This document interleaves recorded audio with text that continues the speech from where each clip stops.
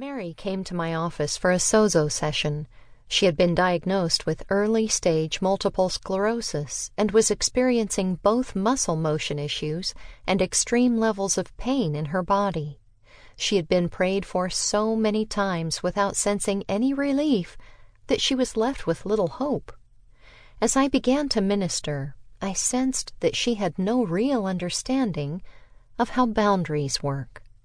Like most Christians, Mary was told, "Just turn the other cheek." I began to ask her questions about her early home life, and what we discovered confirmed my sense of the powerlessness that she felt. When I asked God to take her to a memory of when she realized that she was not allowed to say no, God showed her several pictures.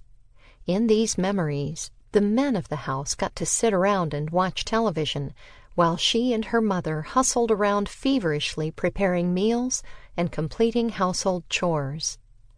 The Lord then showed her other memories where she had been required to carry heavy loads, while her brothers and father looked on directing her assignments.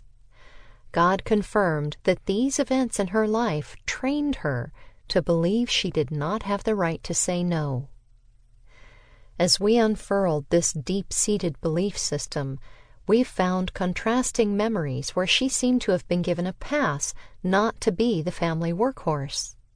In each event, it was because she was physically ill or sick in bed.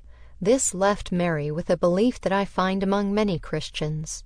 It is the idea that we are not allowed to say no unless we are physically incapable of performing the requested service. The Holy Spirit pointed out to Mary that she had made an agreement with frailty in exchange for being able to rest.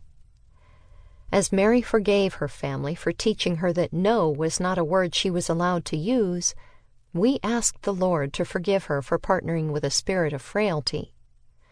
After praying this through, Mary looked up and said to me, "I'm going to learn how to say no." It is interesting and sad how lies that Mary had believed had hindered many of the healing prayers that she had received over the years. Mary believed that denying her own needs for others kept her in a state of Christian love. However, it actually kept her in a state of oppression. Bill Johnson, in his sermon, Sex and the Body, says that unsanctified mercy empowers sin.